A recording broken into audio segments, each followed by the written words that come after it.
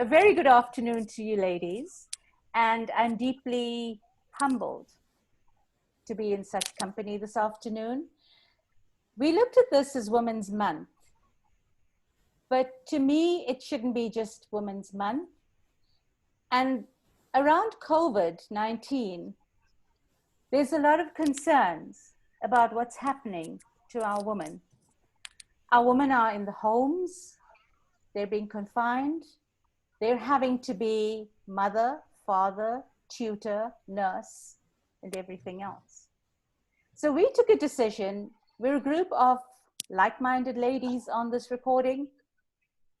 And our aim for 2020 Women's Day is not just to celebrate Women's Day, but to remember great women who passed through corridors of buildings in Pietermaritzburg. We are from Pietermaritzburg. I am, and so is my colleague Omika and Banipula. And we are a city that is very rich in history.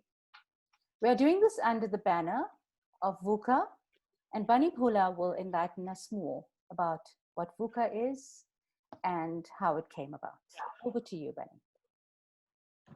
Thank you, Shanta. Hello, ladies.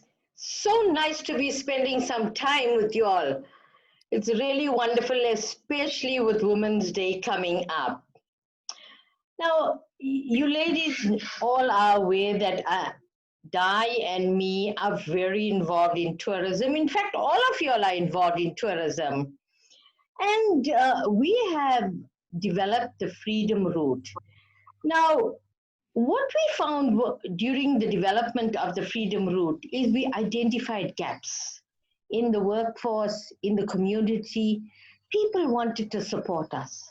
They wanted to get involved, but they didn't know how. They didn't know the channels.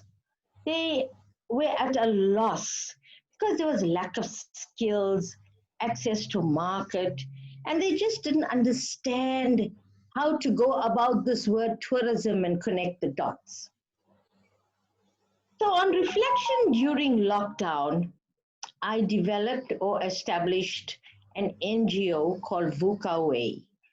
VUKA, Women and Youth, specifically focused on identifying these gaps and working with the communities. We're working with like-minded people towards a culture of peace, harmony, and joy. But I think the important aspects are our deliverables are to empower youth and women with educational programs and to think globally and act locally. To become human rights champions in the whole Freedom Route development and to educate the minds and souls by being involved in the Mandela Youth Leadership Summit, the Women for Peace program that we work very closely with Project Gateway and DI, and of course the Freedom Route. So that is basically what VUKA Way is about. It's still very much in its infancy stages, but the Freedom Route is developing and growing, and I know with DI's energy and myself, it will definitely grow to become a force that will hopefully deliver a lot of goodness to the community and to society. Thank you, Shanta. Thank you so much, Bunny. That was absolutely interesting. Very nice. Yes, I do know how far back Di and you go. And for the record, I was this young person, still like to regard myself as young, when I was on the board of a women's group. And I used to look at Di in absolute awe. And I wondered, how do we get things going like this? And over the years, it's just been more admiration for you, Di. Really, it has. Talking about women and what women have done and the experiences, Omika used to be a nurse, but I think once a nurse, always a nurse. And I'd like you to share your experiences, Omika, in the rural areas as a midwife. And you were a nurse during the apartheid era? Yes, that's right. Shanta, you know, it's strange you say that you grew up admiring Di. I grew up admiring you. I remember being a young girl, and besides nursing, I've always had a passion for the arts and for public speaking. And back in the day, you were the public speaker in Pietermaritzburg. So practically every function that I went for, there was Auntie Shanta up on stage, and you were my role model. I wanted to emulate you. I wanted to be that lady someday. So I can't even begin to quantify in words how honored and privileged and humbled I am to be in the midst of all you ladies this afternoon. Thank you. But yes, going back to the nursing days, I know that I was one of the first non-whites to be admitted at Gray's Hospital for training. That was in 1992. And my midwifery, I did back in 1994 at the Great Town Hospital. And then we had apartheid, so it was the black and white hospitals. And I was this young Indian girl living in the nurse's residence, which was in the location. And it was quite an experience. You know, I think for me, coming from a fairly average Indian, conservative Indian home, to be thrown into a location with gunshots, because it was the year of the election, 1994, having to view the disparities from the Gray's Hospital that I started my training in to what I was seeing here was quite an eye-opener. But I think in adversity lies our greatest opportunity, because so many of those experiences molded me. It taught me about resilience in the community. It taught me about adaptability and flexibility. And it also helped me live in gratitude, which is something that I practice every single day. The disparity was difficult to accept, because to see newborns coming out of a mum's womb, a safe, sacred place, and being placed into a trolley, literally a wire trolley with a very thin mattress and just a blanket as protection, as opposed to the incubator that the babies in Gray's Hospital were placed in, was heartbreaking, to put it mildly. But the admirable thing about all of that is the power and the tenacity of the human spirit and the ability to endure. So life's lessons well learned, and stuff that I carry with me in my heart for eternity.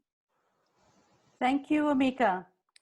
I would now like to introduce Ella Ben to people who don't know her, and I think that's going to be a very small amount of people that I'm going to be mentioning that to, because you have become quite a household name with regard to activism, etc. I was looking at various articles on the internet, and I did mention to you earlier on, they even referred to you as the Honorable. Now, in the short time that I've interacted with you closely, you know, I've admired you from afar. And I was just very fortunate because of Bunny. And Bunny became that energizer battery to me, that I had the pleasure of getting to know you as a person. And to me, it's a very high quality relationship, something I value, something I respect greatly, something that at times even makes me emotional.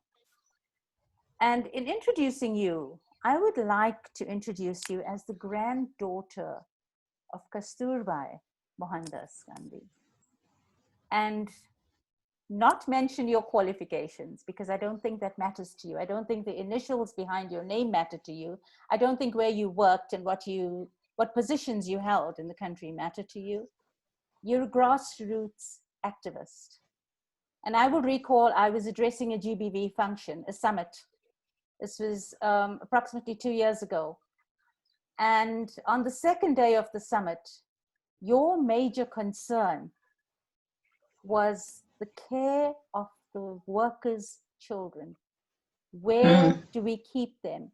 If we want women to go out and work, who looks after the children? And sadly enough, I turned around, I was sitting in front, I turned around to look for you again, because I wanted to meet the power behind the soft voice. It was very, very powerful, but very, very soft. And you were gone. And it was at the Pietermaritzburg station that we met again. So Ella Ben, I don't want to, mention too much about your achievements. I just want to welcome you as a real salt of the earth human being with your heart in the right place. I know that you're very involved with Project Gateway as well. I know that you've been there very often, and that prison holds deep sentiment for you. So tell us what you feel about, Women's Month and what women are going through, and about that prison as well. Thank you so much, Shanta. And like Omika said, I also admire you and Bunny and Di. And now I've met Omika, so, they are such strong women. And each time I meet them, I really feel, the joy and power of women. So thank you, and it's really lovely to share this afternoon with all of you. Yes, Project Gateway is an important place. Historically, that is where Kasturba Gandhi was, imprisoned. There were many other people, very prominent people, who were imprisoned there as well. But what I want to touch on I'm going to just touch on issues.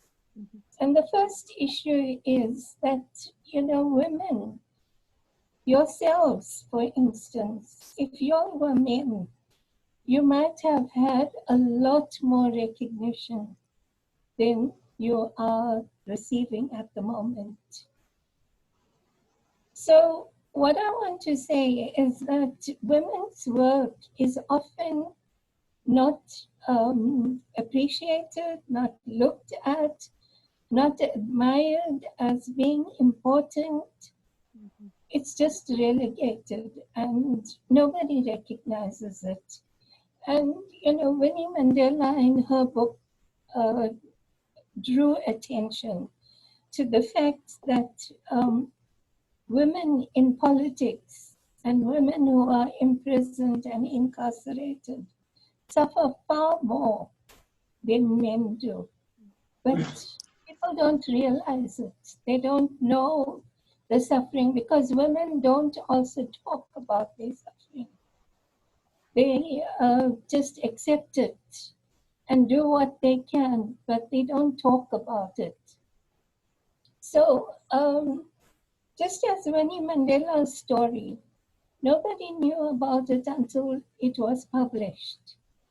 And nobody knew about what women go through in prison until Winnie Mandela exposed that. In the same way, Kasturba Gandhi as well. She was in prison in Pietermaritzburg in 1913. And I think that was the year when, for the first time, women rose up, women of all races, because I think it was earlier in that same year that people like Charlotte Nkeke and other women in the Free State marched against the past laws. But that history is not recalled in the present day. We only recall the 1956.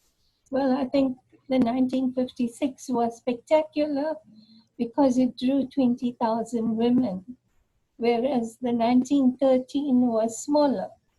But it was still important to recall because 1913 was a different time when women were far more oppressed than in 1956. So this was the time when Kasturba and a whole lot of other women, not just Kasturba, but there were a number of other women. All of them were held in Pietermaritzburg. Little Veli Amma, who passed away soon after being released, was held in the same prison. And I know that stories of these women are being told, but there were lots more women in that same prison whose stories still haven't been identified, haven't been, researched. and haven't been told, because there were a whole lot of women with Kasturba and William who were imprisoned there. So when we talk about Kasturba, we see that whilst Gandhiji had like thousands of biographers, there are thousands of books that are published about him.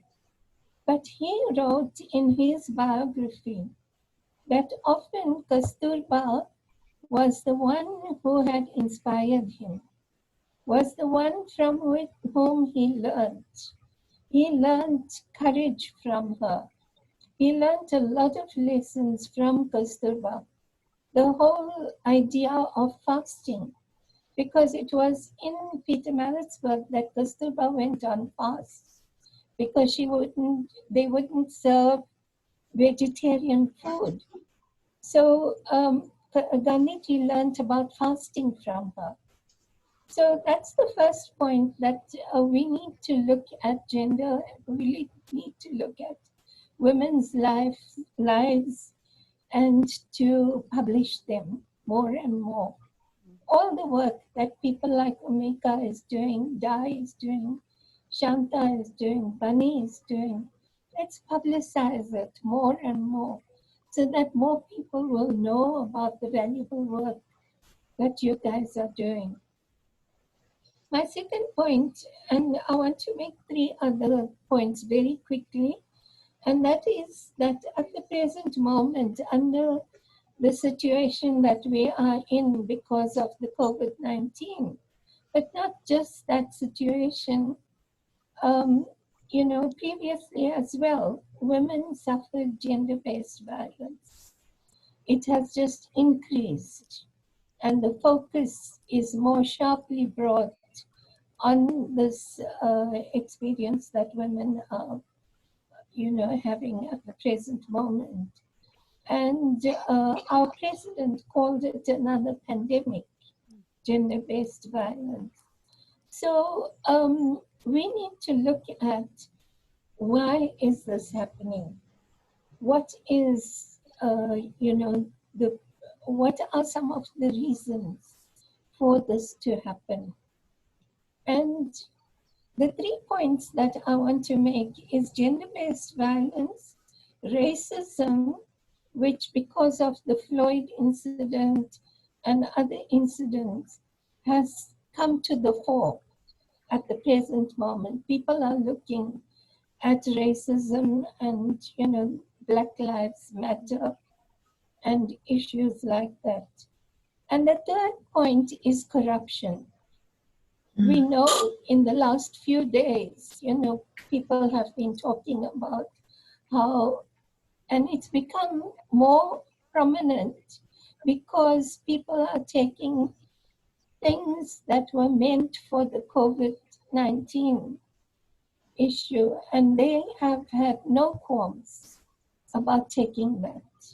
So when we look at these 3 issues, racism, we look at gender-based violence, you look at corruption, and you think that there's one common thing that can be done that can address all 3 issues.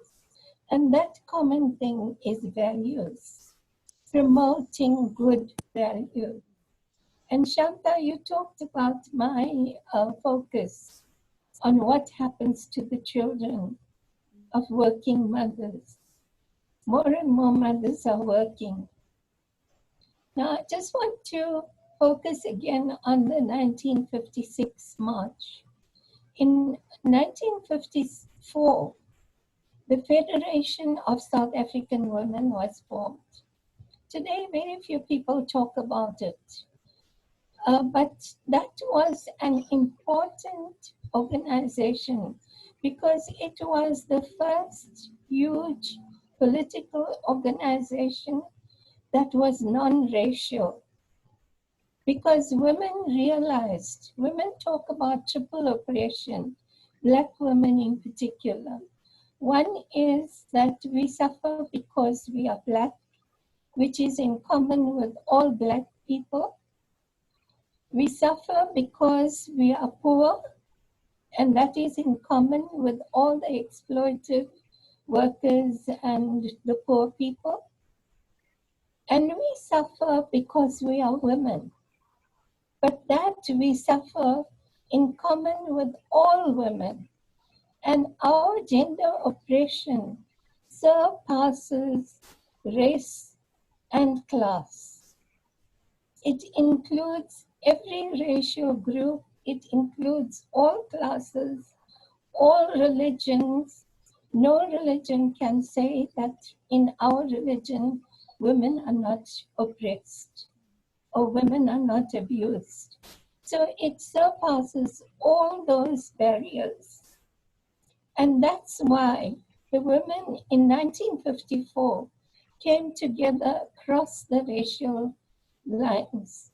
Today we need to get back to that, where we need to unite across all race groups. So that's the one point I want to make, that we need for racism to also be removed from our society. We need to look at that, need to look at how gender-based, gender issues go across these boundaries that have been created by human beings. And the other point I want to make is that all our religions talk about common universal values. Every religion talks about honesty, about truth, about love, about generosity, about compassion. Now, I ask that when people commit corruption, does any one of this value come into operation? If you are honest, if you are compassionate, if you, valued people, would you commit the corruption that we are seeing at the moment? How can a person take away something that should go to the poorest of the poor, food parcels that should go to the poor, PPEs that are, Omika will know about that. We've lost so many workers in that front line, people that we need, people who are going to help us if we get sick. We can't afford to lose them, and yet they are not given PPEs. So what is it? Where is the compassion? Where is the Ubuntu that we are talking about? And here in 1954, the women drew up a women's charter. And if you look at that women's charter, they said there that in the past, we had values. We had our common family. They talked about the family, the whole joint family system. And within that family, values were given to passed on to the next generation, from generation to generation. Today, we are split into different groups. There are so many women-headed families. There are so many women, and all those things were talked about in the 1954 Women's Charter. I would suggest that you should read that charter that the women drew up at that time. And they spoke about these values, and they spoke about how industrialization, breakup of families, have led to the breakdown in the whole value system. And if we, once again, look at that, then we'll address the issue of corruption, we'll be able to address the issue of racism, and we'll be able to address the issue of gender-based violence.